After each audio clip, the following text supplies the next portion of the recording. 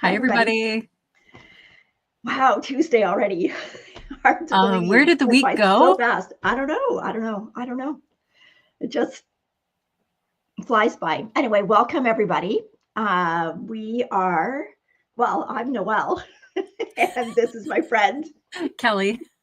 And we're coming to you from Southwestern Ontario in Canada.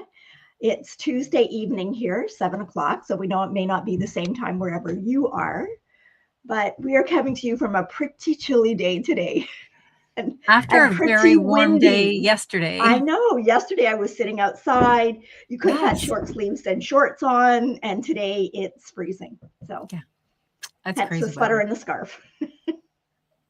The colder days almost seem so much colder after you've just had a nice day where you could sit outside. Agreed. Yeah, it was gorgeous. I was out on the back deck yesterday. So, and out walking down by the river. It wasn't too cold at the river. I saw daffodils on the way. Yeah, it was lovely. It was just gorgeous. So yeah. And I think some places in Ontario are getting snow again. Hopefully we don't get that, but I guess if we do, we do. We can't do anything about it. Absolutely. So anyway, welcome everybody. We're glad you're all here joining us. And, we hope you have nice weather wherever you are, whatever that happens to be for whatever your season is right at the moment. So, yeah. Linda from Ottawa was the first one in here today to get the chat started. And hi, Linda. I want to say a special hello to Awkward Wallflower from Darwin, Australia. From Darwin, Australia. She said she does not get on the live very often, so this is a real treat. So welcome to the show. We're glad you're here. Yeah. Yes. And then we have Susan from Michigan is excited to catch a Knit Chat live. She said she's also excited today because she finished her Okusu sweater this morning for her daughter. So that's a huge thing to celebrate as well, Susan. So congratulations on a finish. I would love to have some sweater finishes to show, but I do not. So that's great. That's great. Yeah. All right. We celebrate everybody's finishes. They don't have to be ours. We do. That's right. You know what? And even the works in process, because we knit for the enjoyment of it. So as long as you're getting enjoyment out of your knitting, it doesn't matter whether you have finishes or not. That's right. So cast on as many things as you want. That's what I'm saying. Absolutely. Absolutely. Keep casting on. Yeah. You don't have to finish anything. Just keep casting on, right? No, it just, it occupies my hands and it soothes my mind. So it doesn't really matter, but you just want it to be bringing you joy, whatever you're making. So it's the great controversy about whether we are monogamous knitters, whether we are multi-whip knitters, whether we like to have, do we have a number of whips that we're comfortable with, or are we okay with as many whips as we want to get going? And it's interesting to listen to everybody's perspective. And I bring this up because it came up at the coffee shop on Saturday again. We were, there were some there that said, no, they finish a project and they have to see it through to the end before they cast something else on. And Mary Lynn was there and she was saying that she now has like a few things on the go and she never would have been that person before. So she said that we have influenced her. So, and she said it with a smile on her face. So I think she meant that as a compliment. I cast on something and I get excited about it and I'm like, yeah, it's going to look great. What can I start now? Exactly. That's how I feel too. And then I guess maybe I'm at the point where if I run out of project bags, maybe I have too many things cast on. But Tracy in here says that 7 is her comfort zone. And I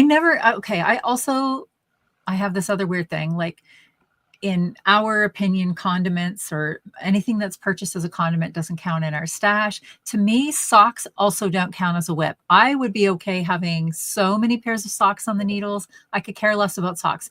whips I think of more as like sweaters or a larger project that I have to complete. So I don't ever really count socks as a whip. I can have multiple socks on the go. I just want to knit what I want to knit. So Monica, I love you. Monica has 25 to 30 whips on the go, and it doesn't stop her from casting on more. So there you go. Everybody has to do them, and whatever you are comfortable with is what is just exactly right for you. So yeah, that's right. So, interesting. Okay. I find it interesting to hear other people's opinions. So there we go. So, but I could definitely not be like a one sweater or one pair of socks. No. Get them done before you start something else. That just couldn't happen. So. Oh, there's a comment I agree with too. Candace, I agree. She's a mood crafter. So she said having lots of whips gives her the choices to match her mood. And exactly. I think that's sort of the category I fall into, because it depends on what I'm doing. Like if I'm having a conversation with somebody, I want to have something easy to work on. If I feel like challenging myself, I want to pick up a more difficult project. It really just depends. Yeah. So I would say you want something that you can take to the coffee. Term. You want something that you can take to the coffee shop and still talk while you're knitting. I want something that's going to like tax my brain and I have to think about. I want something that's colorful. I need something that I can travel with, that I don't have to carry a pattern. Well, yeah. So lots of different things. But yeah. Okay. So we should probably get started here. So did you have any questions? Well, I feel like that was getting started. That was just a comment. Yeah. But I mean, like it was about knitting, but it was about. It was about knitting, yes. Okay, I mean on the agenda, we're going to get on with the agenda. Are you telling me we have an agenda for this? This is something that is new to me. I didn't know we had all this to cover today. Okay, well, maybe you have an agenda. I had one question and what I happen to be wearing today. So there you go. All right. Okay. Do we want to do questions first, or do we want to do the winners of the We'll do the questions first. Okay. Okay, so first question that I have is about the Elwood cardigan, and a viewer that's doing the Elwood, which is the one that Kelly and I have done for grandchildren, and she's doing it striped, and she wanted to know, when you are doing a striped sweater, if you carry the yarn up the side, how do you catch it on some of the rows so that it doesn't show through? I don't. I cut it. If it's like more than 8 rows to carry it up, I cut it. If it's like 2-row stripe or 3-row stripes, I'll carry it. But if it's 8 rows or more, I will cut it and sew the ends in. But I don't know if anybody else has. I think I carried mine only because every other row I was doing that blue-gray. So I think. But did you have to catch it? I did. I caught it right around the 4th row. Okay, but she's having trouble with the yarn showing through on the other side. Oh, okay. So wondering if there was a tip to get that yarn not to show through on the other side. I don't know if anybody's got some tips here. I know it's much more difficult if your base color is a light color and you're carrying a darker color up the side. Although it could be the same if you had a dark color and you're carrying a light color up the side. Yeah. If the colors are different from one another, it may show. I found all I did was I twisted my yarn, gave it like one twist, and then went up to carried on knitting. There were a couple of spots where I did see the gray. So all I did is I went to the inside and I just gave that gray a little bit of a tug, and it disappeared as if it had never been there. So that has always worked for me. Well, let's see if anybody else has something else. Nothing coming in right yet. No. So we'll keep an eye out for that. Yeah. So try that. Try just tugging it. Like I said, if it's 8 rows or more, I actually sew it in. I also find that cutting the yarn and sewing it in helps with the stripes staying, not seeing the jog. Because you can kind of work that yarn in so that it kind of evens things out. So okay, and the next wasn't a question, but it was just a comment. So we have been talking a lot about the Elite Spun Mohair, and we do have one viewer that has already dyed some of hers. Oh. And she used Kool-Aid, and she got a nice result. Like she said, you can see some of the colors. I don't know if she used multiple packets at the same, but she kind of got varying colors on it. Now I know sometimes, and I do plan on doing some, but not till the summer probably, because I'm not going to have time till then. But I know in the past when I've used the Wilton cake dyes, some of the colors will actually what they call break. So they'll break Okay. down into the color components of what made up that color. So it might be like a blue that breaks down into like a purple and a red, or whatever. So you'll get little bits of other color in it. So that's kind of a neat effect. But I am going to try it. So, you know, if anybody else tries anything and has success with it, let us know. Send us pictures. Send us pictures if you have. Yes, please. So Please do. I would love to see what it's looking like. Yeah. So I love that yarn. I love that mohair. I know. It's, well, mohair, just, you know, mohair is everything. Okay. Yes, it is. The next question was about, how do you figure out where to put the heel placement in a toe-up sock? Like if you're doing an afterthought. I measured up against the sock that I've already completed. I know that there's not, I know, and I know the viewer that asked this, most patterns will not tell you because everybody's foot is a different length. So you're just supposed to kind of know that measurement. What you can do, and I will link the Craft Yarn Council again, they do have like sock sizes that the number of inches corresponds to whatever the person's shoe size is. Right. So that would give you a general idea of how long your whole foot has to be. So then you've got to know what the length of your heel is across. And then you would stop short of that heel, leaving a little bit of room for negative ease. Yes. I'm just trying to remember. I'll look down at my foot here now.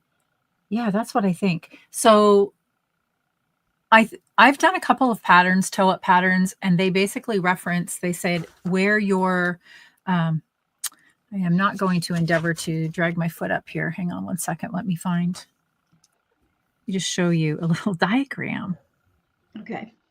Okay. I know it is. I know. And I think that's the, I know Wendy said she tries hers on. I know, Wendy, but we're talking about if you do it here, they're doing an afterthought heel.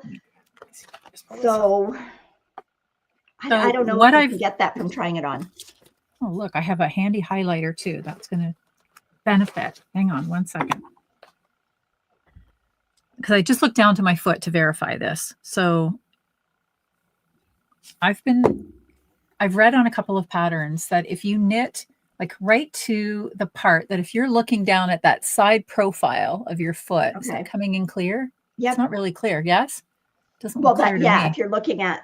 So where that orange line is, right? So if you just follow like that spot down the front of your shin, right down to your heel, that imaginary line, that is where you should knit the bottom of your foot to. So from the toe back to that line. And I did just look down at my foot, and all of you can look at your foot now, and you'll see that that front of your shin does sort of go right down to that front part of your heel. So that's a...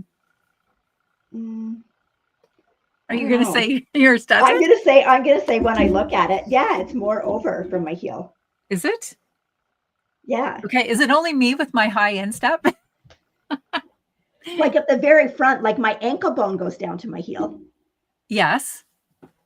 Okay, but my ankle bone, my ankle bone is not at the very edge of my foot where the but I don't mean to measure like where that shin slides down into your foot. I mean, if you look at your shin, that is pretty much in line with your ankle bone, the shin, and then straight on down to your heel. It's like, don't follow it down and then think it goes down to your heel. My shin is not in line with my ankle bone.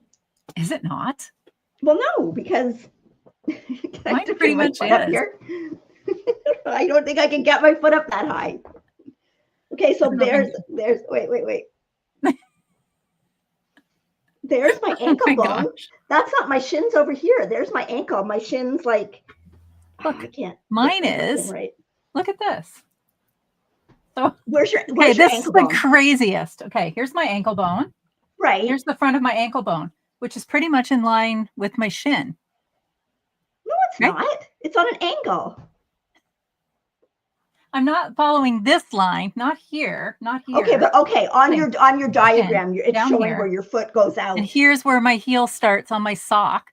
So it does come up. But on the diagram you've drawn it straight down, and it looks like you're drawing it from your shin down. I drew the diagram. Don't take the diagram into it. Well, I'm just saying. I'm just saying that I'm because if you put that line down, that heel's going to be started way too soon.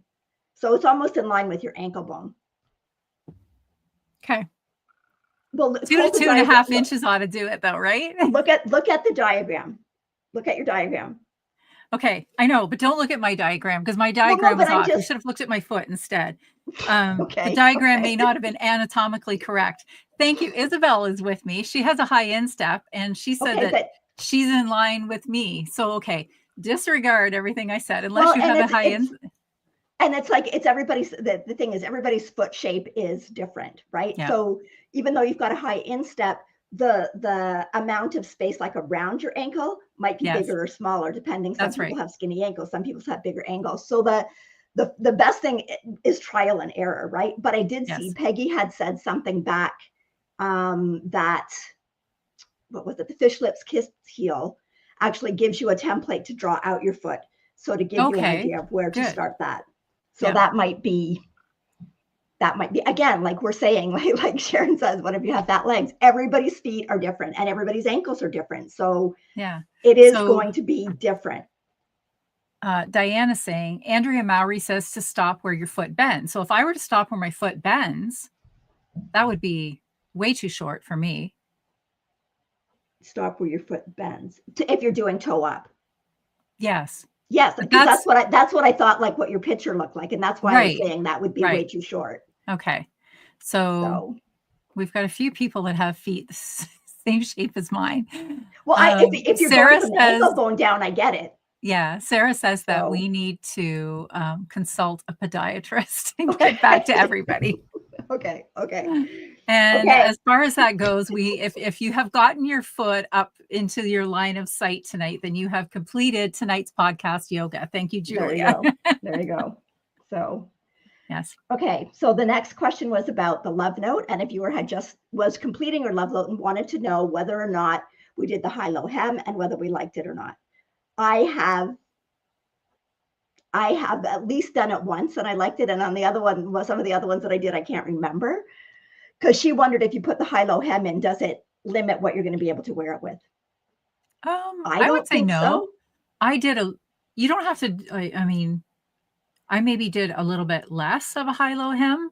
It's not a very defined, prominent high-low hem. Like it's quite subtle. So I would say no. You're more probably limited by the whole length that you make the garment, right? Whether it comes to here and you can only wear it with dresses that flare out, or whether you make it a little bit longer and you can wear it with your jeans. So you're probably more limited by that as to whether or not you put in the high-low hem. But I think it's a nice feature on it, but I mean, the pattern can certainly be done without it. So. Okay, going back to the foot, there were two things. Dorothy says that Roxanne Richardson has a great foot diagram. So that's one to look for. And Julia mentioned, where did it go? Kate Atherley. She has a custom sock book, and it explains very well the anatomy of a foot as it relates to knitting. So that might be helpful too. The thing is, you only have to play this game one time, because once you get that sock that fits you, that's right, then you're going to know for that every future pair of toe up socks, you will know your own measurement. Yeah. So. Okay. And then the next question I had was about blocking. And we had talked about this project that I haven't picked up again since I showed it last. So this is my Solia vest, and you can see I've got the cords in it here. So the question was, when I block, do I just leave those cords in? Yes, I just left the cords in. I tried to have the ends of the cords kind of sticking out of the water so that they didn't fill up with water, but I really didn't worry about it too much. But yes, because I would rather put that in the water than put my needles in the water. So yes, I do just leave those in. And I figure, like, we don't, neither Kelly or I have the actual real barber cords. We have the cost-effective barber cords that don't cost that much. So in the end, if they end up getting all grungy inside, the knockoffs. And I did cut them shorter just because of that, just in case. So I usually tie a little knot. I tie a little knot in mine too, right? I do usually. I didn't when I was blocking, simply because I wanted to have those ends hanging out of the water. So, but yeah. So if you're, I mean, it's a great tip to do that, because sometimes we're surprised by how much blocking actually changes something. Right. So if you're doing that before you decide on your final length, or deciding that your armhole depth is long enough, it's worth it to do it kind of halfway through a project. And yeah, those cords, just block them with it on. And because they wondered if you should put a piece of yarn in instead. Like, to me, that would almost be, especially if it's a sticky yarn, might be more trouble getting that out and getting your stitches back on the needle after than using just the cord. Mm-hmm. Okay.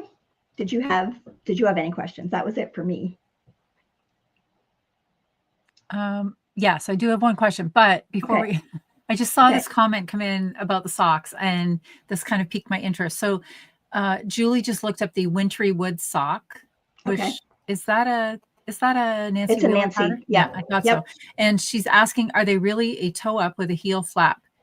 Yes, that is a thing to do. Now, I haven't knit that pair of socks, but a pair of socks that I did knit many years ago and then subsequently felt it and was really irritated with myself about was a pattern. It's a free pattern, and it's called Melisandre, and it's obviously from Game of Thrones, and it is a toe up with a heel flap and gusset. And I actually liked that toe up, heel flap and gusset so much. It's like magical construction, the way it develops, that I ended up putting that into a couple of other toe up socks that I've done. It's really, really a clever, and so I don't know if it's the same as Nancy's, but it's very, very clever. I really liked it. So I would highly recommend it if somebody is looking at doing a toe up pair, that was a really good one. And as I'm sure Nancy's is as well. Well, I did the wintry wood socks, and they actually ended up being too big for me. But I think that's because I kind of based it on measurements using like a cut-in heel, which I think the heel flap and gusset gives more room. But I mean, it wasn't a big deal because I have lots of people in my life that they do fit. But so so I would have to go back, and I would know next time I'd have to go actually a little bit less before I started the heel. So, okay. So you said you had a question. So I did. The question was, where did I put it? Okay, so here was my reminder. Marissa was looking for an alternative yarn for Titicaca. Okay. So Titicaca, the construction is 100% pure alpaca, and in a 50-gram ball, there are 400 meters. So it's a very fine lace weight. It's very thin. And the reason she was looking for an alternative is not because she didn't want to use this. It's because it didn't have a color. She has yarn that she's trying to pair it with. So she was looking for ideas if anybody has another idea. She did find Isair Alpaca 1 is the same size, but that was fairly costly. So she was looking for a more cost-effective yarn, which of course would be the Titicaca, but doesn't quite have the right color. So I'm just wondering, can you think of anything? I honestly couldn't. You used a KnitPicks one. You used a KnitPicks one. I did too. Yes, you did. It was the dark burgundy color. The color was called Oscar. I'm trying to think now. It matched the slow. Slow. Oh, you're right. I'm trying to think. Okay, I can get back to her on that. Was it Alpaca Cloud or something? It might have been, actually. Let me just look that up. I've got my Ravelry open here in the background. Let me just have a quick peek. You talk. Okay, well, there are a lot of lace weight yarns you can use, but the thing with the Titicaca that's nice is that you get that little bit of halo from the alpaca. But I think the one that Kelly's looking at basically was 100% alpaca too, so I know that would work. Hobby, Canberra says that Hobby has a lightweight alpaca too, so we might check the Hobby site. I'm trying to think of what other lace weights that I've used. I know the Titicaca is really nice. I know that Ito has a nice one, but I think Ito is relatively expensive too. So that was a project I didn't know. That was a project I didn't update my details on. Okay, well, anyways, it's a KnitPicks I can look it up yarn. later. Yep, it's a KnitPicks yarn, and we know that we're pretty sure it's 100% alpaca. Yeah, Sharon says that Knit Picks lace weight 100% alpaca. She's using it right now. Sharon, what's the name of it? Like, what is it called? I think you might be right. It might have been Cloud. That I know, but so many clouds are so many clouds are like Surrey alpacas. Yeah. Because there's a lot of companies that call their yarn Cloud. It might be like that's what's coming to mind, but I'm not positive. So I had it like an unopened skein of it, and I thought I had it right here. Of course, now I can't find it. But okay. Anyways, we'll find it and I'll link it in the show notes. Okay. So okay, so I think that's all of my questions. Okay. Okay. So now maybe we should give something away. All right. Okay. Okay. So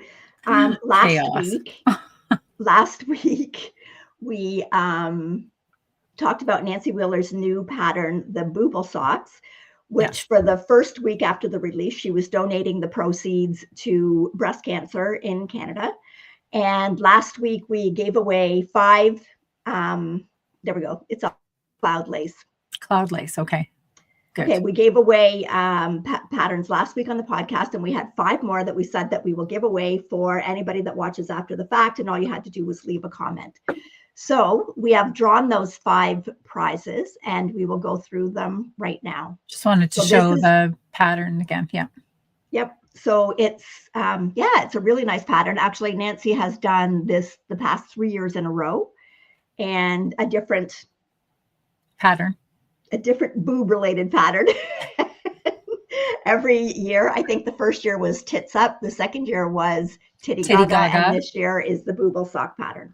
So the winners for this pattern are, okay, first one is Sarah Terry 9779. And she said, thank you for giving away a new sock pattern. She always has a pair of socks on the needles. And I think we can echo that sentiment. We always have socks on the needles. We do. Okay, so Sarah is our first winner. Next winner is Twisted and Spun Studio. So it's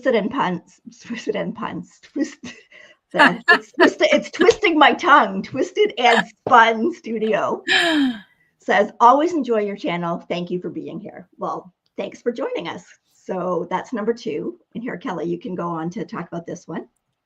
Okay, and the third winner is Connie Green 6632, who says, nice pattern for a good cause. She was diagnosed with breast cancer 17 years ago, and she is still cancer-free. Congratulations. That is amazing, amazing news, Connie. Yeah, and that's what we certainly hope for anybody that gets this disease, that they get cured from it and are cancer-free continually. So.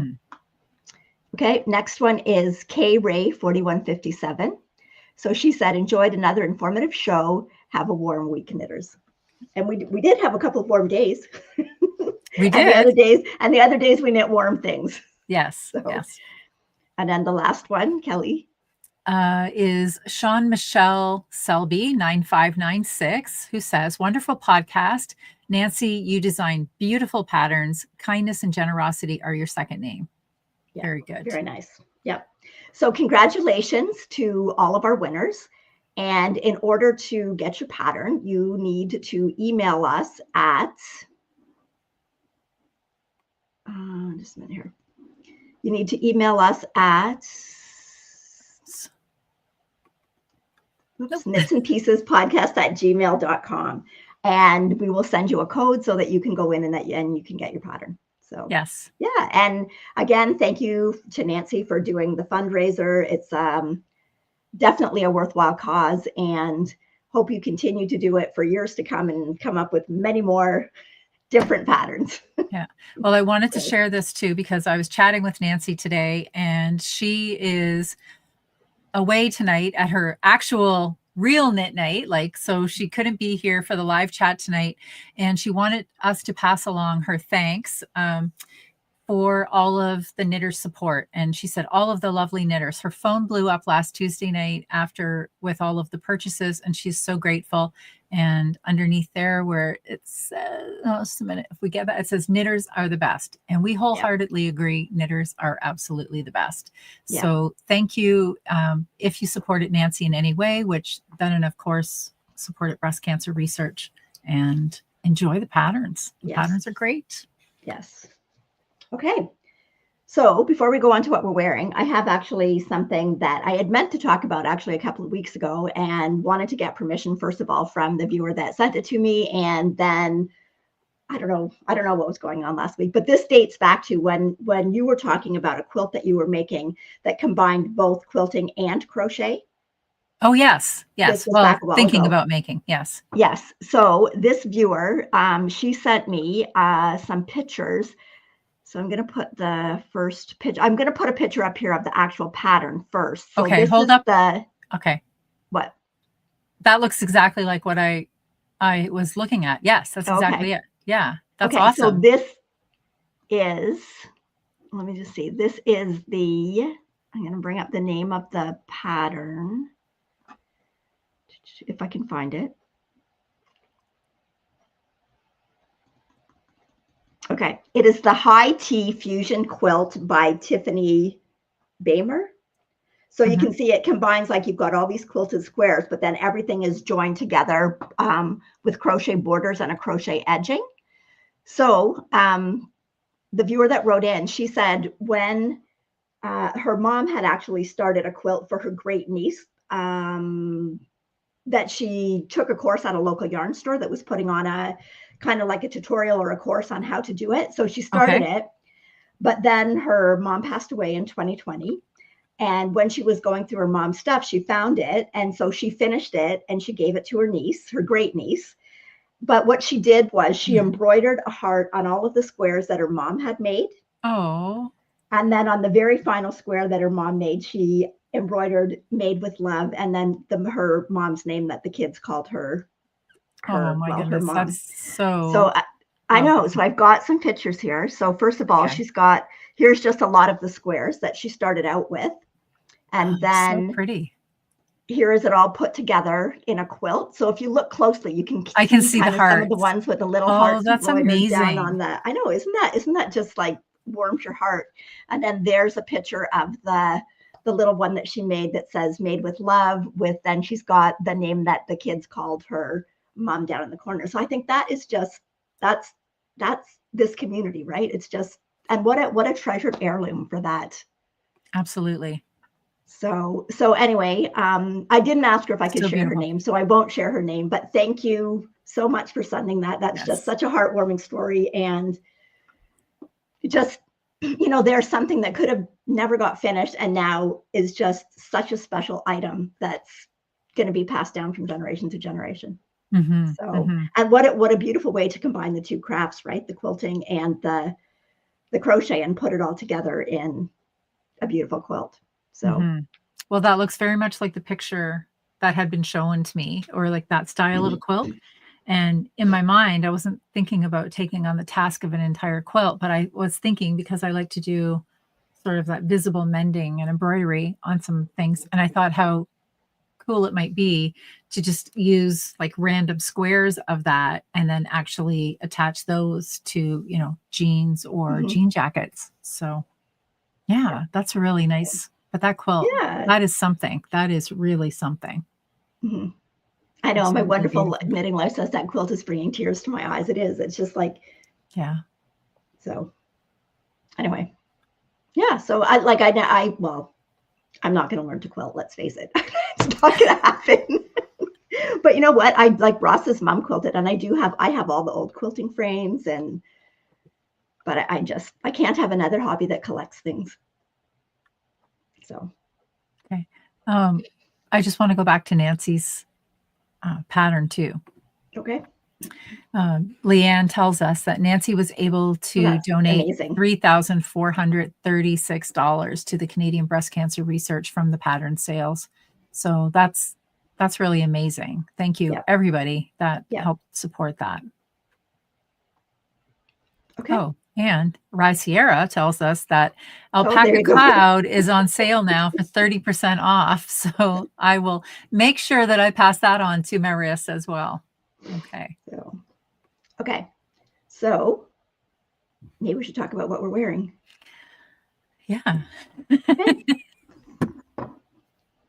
wearing Well, on my top, not on our feet tonight either. no, no. You already seen our feet. I didn't even have hand knit socks on today, and my feet are cold. I should have. I have hand knit socks on like 95% of my days. Well, so. I do, but I was wearing shoes that were a little bit tighter on my feet, and my one foot still swells up, so I kind of have to have lighter socks. But anyway, I should have changed them into warmer ones. But anyway, so what are you wearing? What am I wearing? I am wearing the Heartwarmer Tee by Justina Lorkowska, and I have not got a banner because I just realized that, but I can certainly make one really quickly. I made this one, I don't know, I think maybe 2 years ago now, because I think I wore it. You got the yarn at the very first City Montreal that we went to. Yeah, absolutely. And it is, I don't know if I can type and talk at the same time. I'll try. It is the Sonder yarn Sunday morning 4-ply fingering weight, and it is in the colorway Free Spirit, and it caught my eye tonight when I went upstairs to change, because when we were at the coffee shop on Saturday, Vanda was wearing a sweater in such a beautiful color, and I asked her what the yarn was, and she said it was Sonder. And as soon as she said Sonder, I'm like, that's the colorway Free Spirit. So it shows differently in every base. So she uses this color consistently across different bases, and it's a really lovely color, but it looks just a little bit different in every base that I've seen it in. Yeah. And I do have a close-up of the sweater. So it's kind of like a sampler sweater, you know, it's got a little bit of lace at the neck, and then there's this ribbing that goes around it. And then there are baubles, not boobles, but baubles. But the baubles, I don't mind them being in that place of the sweater because they actually sit just above where our baubles would be. So it doesn't look like baubles, boobles. Then there's some more ribbing and then a little bit of lace on the bottom. So this one is quite cropped. It only took me 2 skeins of the yarn, 2 skeins and 0.04 of the third skein. So I had to do just a few rows of the ribbing out of the third skein, but it's a really, this yarn feels lovely. I love this color, and I do wear this sweater quite a bit. So yeah, I would make it again. That yarn feels amazing on too. It does. It does. Yeah. And I would make this pattern again. I really enjoyed making the pattern. Okay. So I am wearing a ranunculus by Midori Hirose, and I do have a couple of pictures. So this is one that I just finished this year. So it's kind of like a winter ranunculus version. Mine is done in Estelle Yarns.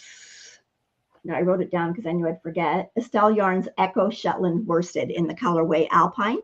So this is a yarn that I got up in Muskoka at the Muskoka Yarn Connection. So I made a couple of modifications starting with the neckline. I kind of did the little rolled, I did more stitches, but I did the little rolled stocking stitch edge and then went into the knit one, purl one rib. After I got done the rib, I increased to the number of stitches that you were supposed to have for the beginning of the neck after the neckline.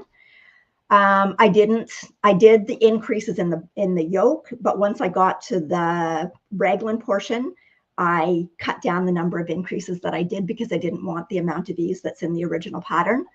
So I think when I do mine, I end up for the body of the sweater having about 150 stitches all the way around.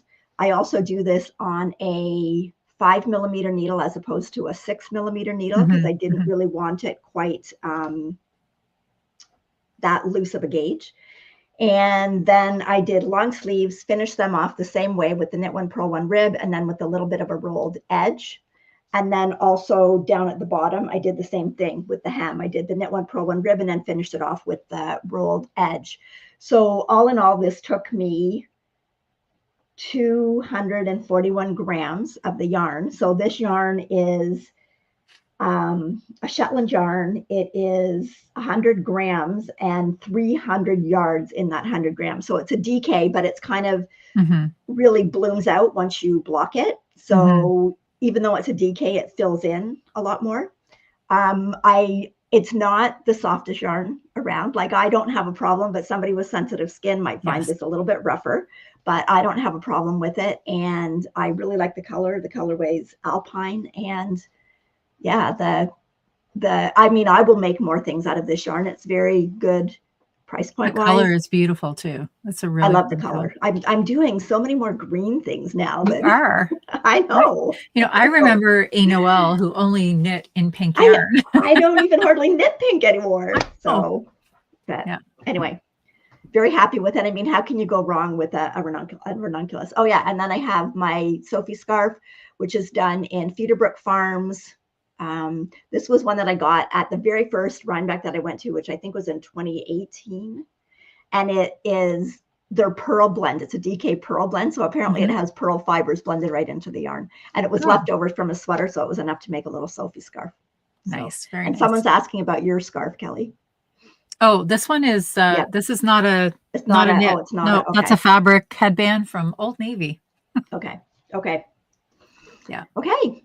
So I've been following some of the stories in here too. There are lots of breast cancer survivors with wonderful stories. And let me just say, I am happy that you are all here with us tonight. Yeah, no kidding. It's amazing that you have come through the cancer and are here to tell about it and to tell your story. And I'm just grateful for those of you that are in here that have made it through. Yeah. So. Okay. Okay.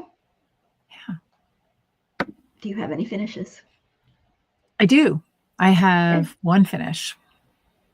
I have 7. Okay. Well, go ahead.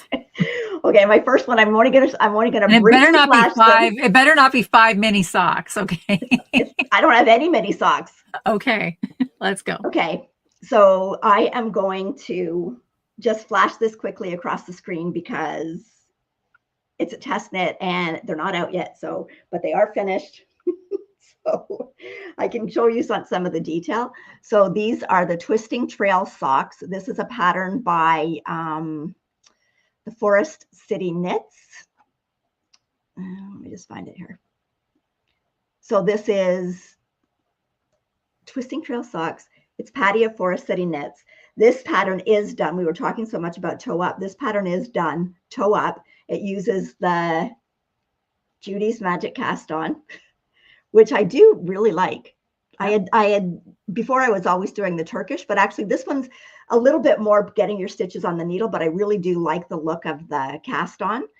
And then my turquoisey color is Universal Yarns Curio Mini. Yes. And then the main yarn is Timber Yarns Kindness. Twin Sock, right? Yeah, Kindness Matters, but it's Kindness I Matters. forget. It is. I think it is just called Twin Sock because you get 2 skeins that are dyed exactly the same, and that color is called Kindness Matters. So it's got like rows of kind of little mock cables that go down the whole side of each sock. They continue from the foot up into that part of the sock, and then when you get up to the cuff, there's kind of like a rib detail or a mock cable detail that goes into the cuff. And then when I got to the end, I transferred it back to a 1x1 rib. It was basically sort of like 2x1. So I transferred it back to a 1x1. And then I did, is it Lori's Twisty Bind Off? I think it's Lori's Twisty Bind Off. Yes. And then I did Lori's Twisty Bind Off, which gives quite a lot of room at the top of the sock. So those are done. And I'll share finished pictures once the test is done and the socks are out there, which I believe should be shortly because I think the testing ended the 20th of April. So, which is coming up. So, okay. Keep going. Okay, my next is my Oslo hat. Since I was going to Oslo, I needed an Oslo hat. So this is the Oslo hat by Petite Knit. So this is great yarn. With that sweater. I know. I should put it on. I'll wreck my hair, but who cares? Oh, it looks so soft and plush. There we go. I love it. Oh, my bangs are. But yeah, I really like it.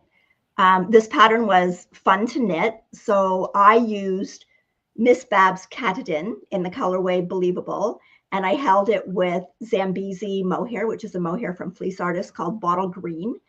And yeah, like it's on a size 3mm needle. And I have to show you the I don't know if it's Katadin or Katadin.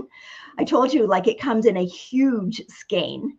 And I did put a picture of it in here. I put it next to a regular skein so you could see what it looked like. So this is like a monster skein of yarn, right? So this yarn is 100% superwash BFL. Again, this was yarn that I got at a Rhinebeck back in like 2018. And I don't know if I realized it was superwash. I was thinking I could do lots of pairs of socks with it, or not superwash, that there was no nylon in it. Right. Okay. Right. But I love it paired with this mohair. It almost doesn't even look like the same color because the mohair evens it out so much. So those are 400-gram skeins. My skein weighed 450 grams because this hat took 67 grams of it, and I still have 488 grams or 388 It's amazing grams too how much the mohair yarn. changed. How much the mohair changed color of it. Yeah. So this hat, I would definitely do another one of these hats. Take it off. And it's really the construction on it. So you start knitting, but then, so if I hold it up like this, you can see there's this like ridge of reverse. Yeah. But what you do is you knit up, then you actually join.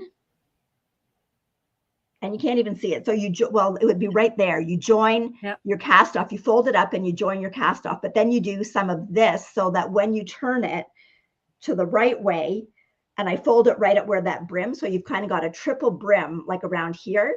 But then on the inside, there's some of the stocking stitch so that you don't see any of this when you fold it up. Okay, that's my kind of hat. I need a hat like that. So I get that wide brim, right? Very nice. Yeah. Tracy says you need matching mittens. Well, I don't know if I have time to make them before. Maybe I'll make them on the plane. You can make them on the plane. I was thinking that too. Because I love this. I really do. I love how that color turned out. Yeah. So really nice. Really. And nice. I like BFL. So yeah. But yeah, so 450 grams in that skein. Like huge monster. I could hold it like this and rock it. It's a yarn baby. It's a yarn baby. It's a yarn baby. I think it's called a babette. A babette. Oh, a babette from Miss Babs. Yes, I'm pretty sure it's called a babette. Okay, go ahead. Okay, so oh shoot, it would have been nice if I had gotten them ready. I had my whip ready before. Should have been doing that instead of watching. I finished my mohair socks. So there are two. They're done. Yeah, they look good. Okay. They look great. I love them. I love them. I love them. I love them. So let's see, just go over again the yarn. This was the Get Punked by Leo and Roxy. I really don't know why my camera is not focusing. That's weird. That's really weird. My camera always focuses. I don't know what's going on. All right. So this Get Punked by Leo and Roxy held with the Elite Spun mohair. Bear. Is it called Bear though? Or yes. It's undyed, right? Undyed, yeah. Yeah. So you can just see how much it changes the color when you hold a mohair with something. So really lovely. And then I had a Rogue random skein of this blue, and I paired that with the little bits of a eggplant color that I had from Knit Picks, the Knit Picks Stroll. And that is what I got, or what I used to do the cuffs and toes. Yeah, it looks good. So it just, the blue just kind of, I don't know, it really changes the purple a little bit. Comes out with a really pretty color, jewel tone. But I'm really happy with the socks. So I've got several pairs now of the mohair socks. And I have to admit, I'm here for the mohair socks. Okay. I'm here for the mohair everything. I feel like I've created my own monster. Thank you, Tracy, for suggesting that we put mohair in socks. And now I just want all my socks to have mohair. I thought at first like that they were going to be too thick to wear, but they're really not. No. And they just feel so good on your feet. They're like an extra little spa treat for your feet. And so I didn't have a pattern for these. This was just a basic sock pattern. It's a 2x2 rib. I cast on 48 stitches for myself. And then I did, I'm just trying to think. I did, I think 45 rows from here to here. And then I did a traditional heel flap and gusset using a knit one, slip one heel. And then I know from where the gusset ends to the toe is 40 rows. And then I just did my rounded toe, regular decrease to get the rounded toe. So yeah, really happy with these and would make more. Yeah. I'm not going to stop. I like probably them. will and probably And will and probably will. Yes. Yeah. Okay, so my next finishes, because these are kind of all together. So these are my Emotional Support Little Chickie by Annette Corsino. So you guys already met these ones. These ones were done previously. This is Hurricane Zoe. That was the first one I did. This one is Molly Nelson. Oh, I like that one. She's my second one. And then these are the ones I just finished. Look at these. These are my oh my gosh, an entire basket. Chickens. So I'll cute. show you. I've got some pictures to show you that I didn't just fake it out, and I really do have all 7 of them done. So there's a basket with all 7 of them in it. So I can hardly squish them into the basket. Yeah, that looks so cute. And then there's the basket with the new 5. And then aren't these baskets cute? Very cute. So I got these baskets just at Shoppers Drug Mart. I got them for the kids so they have their Easter egg hunt on the weekend. So I'll introduce you to the rest of them here now. So we have got, this one is Egla Nelson instead of Isla. This one is Penelope. This one is Deckelhen. This one is Mackenzie. So cute. And then the last one is Oliver Wilhen. Oh. So they're all having a little Easter egg hunt here on the weekend, and they all have their little baskets to put their eggs in, and they all are going home with their little chickens. Little hens. So those were made with Opal Extra Large 8-ply winter sewn, which was gifted to us by Eileen from the Woolly Sheep family. The Woolly Sheep family, yes. That one skein, so it's 150 grams in one skein. That one skein made all 7 of those chickens. Oh, and my goodness. I still have 34 grams left. So they take about 16 to 17 grams each and about 40 yards each. Like I looked at the actual pattern, she says 30 to 35 yards. Mine took more than that. And I actually went down a needle size. So I would be wary if you only had 30 yards. So you don't want to get almost done and run out. But yeah, so they're really cute. They have, like, she's got good instructions on how to do your little beak, to put your eyes in, and your little comb up here on top. Very cute. Yeah. So they were fun. So they're all done and ready to go for the weekend. So very cute. Okay. Yeah. Maris, did you just get here? Have you been here all along? Did you hear us talk about a Titicaca alternative for you? It's the Knit Picks Cloud Alpaca. Was that it? Alpaca Cloud Lace. Alpaca Cloud Lace. And it's on sale right now too. So there you go. So, okay. Do you have any works in progress? I do. I have 2 that I'll show tonight. Okay, I have 4. Okay, go ahead. Okay, my first one is just this sock, because I show you I do actually have some progress on this sock. So this is my one that I kind of just keep for the coffee shop. Right. So I had finished this one, and I am already this much done on the second one. So this is not a pattern. It's just one that I made up. That's a 3x1 rib with a twist over 2 stitches thrown in on every 8th row. The yarn is Scrumptious Pearl Stripe Me Up. So and the colorway is My Ranch, My Rules. And I've marked where I'm going to put the heel in. So I'm going to put that heel in to match this one. And then that will be car knitting on the way to the airport plane next week. Yep. So that'll be, hopefully should get me at least to the toe, and then I'll have it for the way home. So yeah, so that's, I basically just take it to the coffee shop. I've got it in my little mini Bokit bag. Just show this, how it perfectly fits a pair of socks. So this was the one that I made with the leftovers from the original size one. And so it's about 2/3 the size, and it's absolutely perfect for a sock yarn project. It's got both my main color sock yarn and my little extra for the heels and toes, and it fits in there perfectly. So very nice. Okay. Go ahead. Go again. You've got 4. I've only got 2. Okay. Next one is I have finished the whole first sock. Oh, that's so cute. From my So Papageno. adorable. Yes. Thanks. So this is Papageno by Kaua Coffee. This is a free pattern. This is my 4th pair for Christmas 2024. So I'm trying to do a pair a month. And these ones incorporate a new technique that I'd never used before, which is this intarsia in the round, which was actually I thought it was relatively easy. You just kind of got to look at the instructions and go back and forth. So again, I'm hoping to get the next one at least down past this, and then I'll have the rest of that for like plain and car knitting. So I use, this is Sandent Skarn Sisu, this main color here.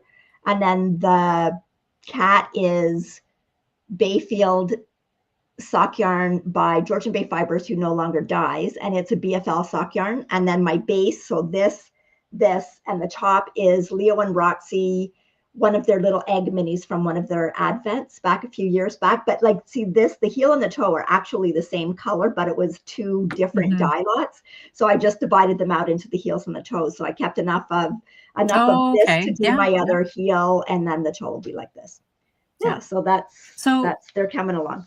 How did you find the Sisu to work with? Because I've bought it to work with. Is that the one that I bought that I was going to make socks with? And you said that you thought maybe it was a little heavier than a fingering weight? It is a little bit heavier, but it's not even as, I don't even think it's as heavy as Croy. Okay. Because I did buy some to make some socks with. I just did the regular, like I still did it on a 2.25 millimeter needle, and I didn't find it. And it could be like the Croy too, like, you know how we've said in the Croy that some certain colors are thicker. Right. This one, I think I've worked with other colors of this that felt a little bit thicker. Okay, fair enough. And this is an older Sisu, like backstash. Actually, I think it was. Are you saying you think it gets thinner as it ages? No, but you know how compositions can change over the years. They can change things. This is actually yarn that I think it was Lisa gave it to me back years and years ago, and I don't know how long she'd had it before that. So, but I just liked the colors together for that pattern. So.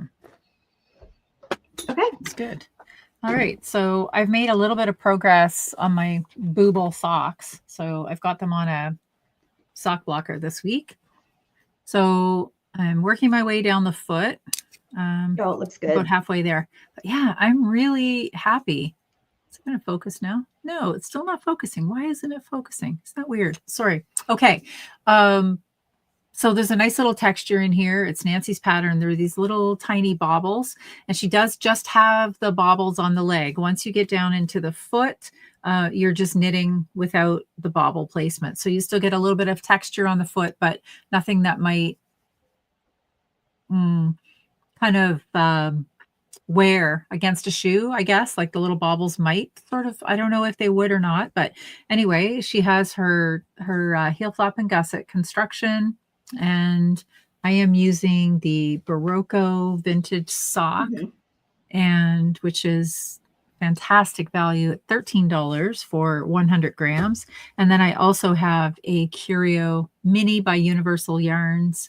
This colorway is Conch. So I'm calling these my nude Boobles because it makes me think, you know, when you buy a bra and there's always that color nude, it's somewhere in between this beigey pink color, right? Always.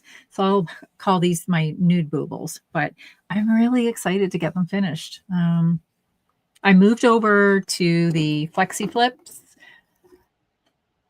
Noelle reminded me that I shouldn't be on the 9-inch circulars if my hand is Just hurting. saying. And she's not wrong. She's not wrong. So I did move over to the flexi flips so that my hand wasn't wrapped around a little 9-inch circular. 9-inch circular is still my preferred needle, but until we get the hand issue resolved, and it certainly is not resolved this week, so there hasn't been a lot of knitting. There's just basically been these 2 socks that I've worked on. So, but hopefully a little more knitting time, because I did finish my. Oh, you froze. So I am now home, and hopefully more time to get back at the things that I've been missing out on doing. Okay. Okay, so my next one is just started. So I haven't decided which one of Nancy's socks I'm going to do yet. It is going to be one of the 3 pairs. I have all 3 of them, so I'll just have to decide which one. But I just started these ones, and what I wanted to try to do is make the cuff in this pink yarn, but I wanted it to kind of look like, you can't see here, a little bit like the breast cancer ribbon. I took a picture of it that. Oh, okay. Yeah. You can kind of see a little better. So I just kind of like have the little ribbon at the top. Yeah, and I mean, it does. Good job. It looks a little bit like it. And I just thought, I don't know, I just wanted to try something and see if I could make it work. So I do kind of like it. And so then I'm just going to use that. And then I'm just going to continue down into the sock using one of her patterns. Now, I was thinking of doing the one that you're doing, and I might still do it. But if I do that, what I will do is I will do a row across here, just in like a pearl, because I believe hers line up, don't they? The stitches in the rib line up with the cables and things, like the columns. I actually changed mine because I went to a 2x2, and I think her pattern is a 1x1 rib. Okay, then I should be okay. So then I'll go down into the one of the patterns. So I haven't got that far yet, but again, this will be another thing that I can take with me. The cuff's done, or at least on this one, the cuff's done. So the more complicated part of it is done. But I just thought, plus, even if it doesn't look exactly like it, it makes a kind of neat looking cuff. So yeah, for sure. So that was kind of fun, just to try something new. And okay, and you're next.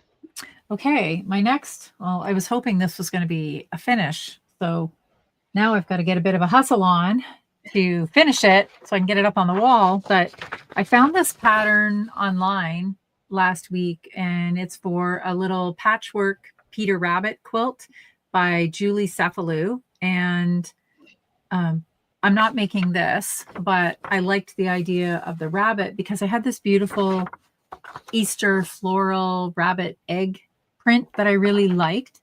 So I thought the bunny would look good in that. So here's where I'm at. I've got some of it done. Mine is bigger than her pattern as well, but I'll just show you where I'm at. You see that? Oh, that's pretty. Yeah, very pretty. So got the bunny. He will be holding some tulips, but I love this pattern. So I still have to applique stitch him. I'm going to do some quilting in these pink panels, and then the binding I think I'm going to do in this sort of blue stripe here. And I don't know what color I'm going to make the tulips yet. Also, I think I might look for some fluff and make his tail fluffy. And I'm pretty sure I have some up in my cupboard. But yeah, so then I just did a plain pink back. And I'll put that over a rod and hang that on my wall for Easter, for the 2 or 3 days that I have left before Easter. So, anyway, he'll be ready for next year. I can get him out earlier next year. Yeah. Okay. Okay, so my next whip. So instead of finishing the vest that I should be finishing, I decided to cast on something new. So I cast on the Mastia by Thea Coleman. And I've got some pictures to show you what it looks like. Here we go. So it's kind of like a V-neck. Like the shape of the cardigan is kind of similar to the smoked orange, but it's got a different detail in the very nice in the body of the sweater. So I am doing it in Sunday yarn. So this is Sand and Skarn Sunday. So this is a fingering weight 100% non-superwash merino. This color is called Sunny Lime. And I'm also holding it with the Sand and Skarn Tin Lina. No, I always say Tin Lina and it's not. It's Sand and Skarn Tin Silk Mohair in the colorway Sunny Lime. So the two of them together. And I've got it. I am in love with this. It just looks. Oh, that's really nice. So I love the good. color. Like that. I love the color. I love this yarn. Like I actually thought that the mohair might blur the stitch definition, but it really doesn't. Like the stitches are turning out beautifully. Really and well. I think that's when you get the mohair and the yarn that are dyed together, like you get none of that marling. So it doesn't affect the overall look of the stitch, color. Like the color just stays. Are you getting gauge with that, or did you have to adjust? Nope, getting gauge. Good. So I'm getting gauge. I am on. Now I shouldn't say that. I don't know what needle they called for. I'm getting gauge on my needle. Okay. What yarn does the pattern call for? Is it a DK then? Yes. Yes. Okay. Yeah. Yeah. It's a DK yarn. So I believe I am on a 4.5 millimeter needle. And the stitch gauge is 20 stitches, and I am getting the 20 stitches. So I'm doing the smallest size in the pattern. But yeah, I'm trying to think if I changed anything. I changed it to twisted rib. So it's twisted rib down at the bottom. I did an alternating cable cast on. It does have rib that goes, a little bit of rib that goes up here, but you eventually pick up a button band. I kept that in the twisted to go up the side. Okay. Yeah. I will be looking for more of this yarn when I am in Norway for sure. So, yep. Anyway, and it's so much fun, and I don't want to knit anything else, but I had to knit the chickens and Mastia is it's a tree that grows in Greece, and they get this a tree or a shrub or some kind of plant that grows in Greece, because when we were in Greece last year, we actually got some of it's also sometimes called mastique, and we got some of the oil that is like just so got healing properties in it, and they also make it into a liqueur, which I think that we tried somewhere and it was so good, and we went to buy it, but it was too expensive to bring home anyways, but whatever. So I thought perfect. It was a perfect pattern to choose to very do that. nice. But I really like working with that yarn. I have not ever worked with I have worked with the Sunday before, and I like it. I've never worked with their tin silk mohair, and I actually do really like it. So it does have, the composition is a little bit different. So there's the label from the tin silk mohair. And the composition of it is 57% mohair, 28% silk, and 15% wool. Oh, okay. So maybe it's not quite as fluffy as some of them. Yeah. So anyway, yes, Tracy and I both bought the mastique, and it smells so good. It really does. Yeah. So that's all that I've worked on this week. Deb says that she had a Camaro, the same color, in her 20s. Oh yeah. Oh well, there you go. Maybe I need to go look for an old-fashioned Camaro so I can. There you go. Yeah. Wear my sweater. And Natalie wants to know: will you be able to travel with that project, or is it too in depth of a pattern? Like I usually have my iPad open, just because every row, I think, is a 20-row pattern, and every row is a little different, but I just kind of have to look at it to get the pattern started, and then I could do it. So I could definitely do it on the plane with your iPad. Yeah, of course. Yeah. Mm-hmm. So, and I mean, it's all together. It'll be 5 balls of the Sunday and five skeins of the mohair. So the Sundays are 50-gram balls, right? So it's not that much in weight to bring that with me. So somebody sent me, my friend Jackie sent me a little clip from Instagram the other day. Somebody had taken a neck pillow that zipped open, and they took the pillow out, and they had the little 50-gram balls of yarn, and they were able to get 10 in their neck pillow, and they just wore that around their neck to go through the airport. Since they didn't have room to get all of that into their bag, but they were able to take it on the plane. So, well, that's a good idea. Maybe I'll have to. Yeah. Yeah. So by the time you come home, though, you'll just have to put the sweater around your neck, because it will be all knit up. But we'll see. Anyway, I'll probably start something new. Yeah, that's right. So Anyway, that's it for me. Do you have any other whips? Nope, not that Nope. I worked on Okay. this week. Well, maybe we should talk about our knit-alongs. Yeah, let me pull that up. Okay. Okay, so I'll talk about the condiment one first, because my sweater would count for the condiment one. Yes, and it my would. and my Oslo hat. So anything that you put mohair, or like we were talking about the alpaca cloud lace, like a 100% like lace weight alpaca that you put with anything. So our All About the Condiments is a knit along or a crochet along that's running from April the 1st until June the 30th. So, and break out your condiments. So by that we mean your silk mohair, your Surrey alpaca, your lace weight alpaca, your make it tweed, your sparkle, anything that you kind of hold along with another project. And someone had asked, and I don't know if we answered it last week, if you put two mohairs together, would that count? Sure. Yes, because you're holding one with another. So yes, definitely. Yes. So you can do any project you want. The only stipulations are you need to use a minimum of 50 grams of yarn in total. And whips are allowed if they were less than 50% complete as of April 1st. Right. So that runs till June 30th. And you know what? I still haven't gone in and set up I will do that. I will do that. Now that the chickens are knit, I will do that. Okay. Okay. And then the other one that we have going on, which we do every month, is our year-long sock along. So you knit the socks and you put them in. And I did have a question here earlier tonight too about how to post a picture into Ravelry. If you go back to our December 10th video, Noelle had done an on-screen tutorial showing how to post your pictures in Ravelry. So December 10th. That one's flagged. Okay, I was just thinking, I thought about that. Sorry, this thought just came to me. See how much mohair you could put in one of those neck pillows. If you I know, right? I know. Forget the little canes, like that's how I can get yarn home. Yes, absolutely. That's what I'm saying. Sorry. Squirrel. Go ahead. We draw 2 prizes each at the end of each month from the beginning of the year. So you have the earlier you put them in, the more opportunities you have to win.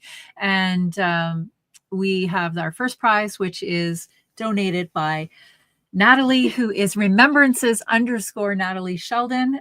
She has some great patterns for you to choose from. And then our second prize is always sock yarn. And yeah, so knit the socks, get them in, and increase your chances to win. Okay. So, did you buy anything? No. Me either. No, I was too busy knitting chickens. So. I looked at a couple of sales. I'm saving myself up. There's next weekend we go to Flock Together at Little Red Mitten. So if you're in the area, that's a great 2 weekends. This weekend is Easter weekend. Oh, well, yeah, that I know that, but I've said next weekend, well, not this weekend. Next weekend. Okay. Okay. Next weekend. The 25th and the 26th. Let's just say that to be safe of April is at the Little Red Mitten, and it's Flock Together, and we will be there for the weekend. Excuse me, there's a yawn there. And then also going on that weekend is the Knitting Loft. They have a big extravaganza. So if you are in the Toronto area, you could check them out. They have some great in-store activities going on. And then after the in-store weekend is over, there will be a big online sale of 20% off. I think it's a store-wide sale. So that's a good one to get in on. I'm pretty sure I'm going to buy some of the Dye Gilpin, Bruna's favorite yarn, just because Noelle had such a great experience with it. And that's something I haven't had a chance to knit with yet. And so it feels amazing. Amazing. Yes, absolutely. Amazing knit up. So yeah, like it's so soft. Mm-hmm. So we've got that coming up. So yeah, I'm hanging out for those items. Yeah. Or holding out for those events, I guess. So, okay. So we need to talk about next week. We do. Okay. So I am on my way to Copenhagen and I leave next Monday, fly out Monday night. So Tuesday, the tentative plan, and hopefully things will work out, is that we are still going to do Knit Chat, but it's going to be earlier. No. Yes. it's going to be earlier so that it'll be 9 o'clock for me at night, but it will be 4 o'clock Eastern 4 o'clock Standard Time. Eastern Standard Time. Yes. Yes. So we will make sure that that gets on to Instagram. Yes. And we get a reminder, right? If you normally get a reminder, you will get a reminder.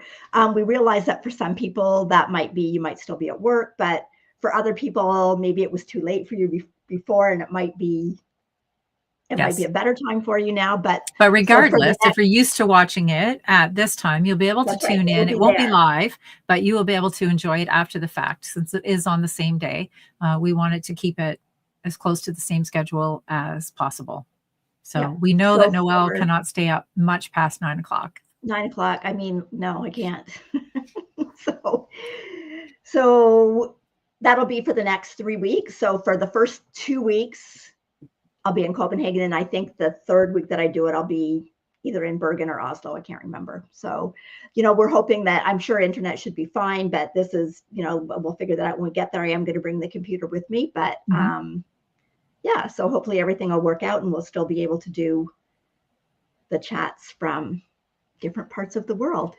Yes. So, oh yeah, I know about jet lag, but that'll help me actually try and stay up till 9 o'clock, hopefully. So we'll see. What time do you think you arrive? You said it's that day that you arrive? We get there that day, but before, at 11 o'clock in the morning. Okay. So, well, hopefully all goes well and you get there on time. And if for some reason she's, delays or whatever, and we can't do it, we will certainly post a message on YouTube. Yeah, I would say that the first week is probably the more iffy one, just simply because, planes are not necessarily always on time and things don't, luggage doesn't always necessarily come with you and whatever. But the second 2 for sure should be fine because we'll already be there. And then our travel after the flight there, our travel to the other places are by train. So good. Okay. Hey, you'll have a great time. I will. I know I will. It's like the getting there and the thinking of everything I have to do before. I haven't even planned knitting yet. That's how bad it is. I haven't even planned what knitting I'm taking. I still have taxes to do, right? Because I have to have them all done before we leave. And then we've got Easter I'm having everybody over on Saturday. So I've got Sunday to pack. There you go. I know. That's what I worked on last weekend too, getting the family's tax returns done. So hopefully, like I said, hopefully I've got them all in. I just go through them all once again before I send them. So anyway. Good. Okay. And yes, Sharon, I am going to Knitting for Olive. So maybe I'll see if they'll let me do a little film. Oh, that would be great. So, okay. So I think that's it for this week. So thank you everybody for joining us, and for everybody that watches after the fact. Anybody that want a pattern, don't forget to email us at knitsandpiecespodcast@gmail.com and we'll get that code to you. We hope you all have an amazing, wonderful week and that get lots of knitting done. So and a happy Easter. Hope the bunny finds you. Yep. Or the chickies. Or the chickies. Ever. Yes. So, okay. Thanks for watching, everybody. Take care. We'll see you next week. Happy knitting.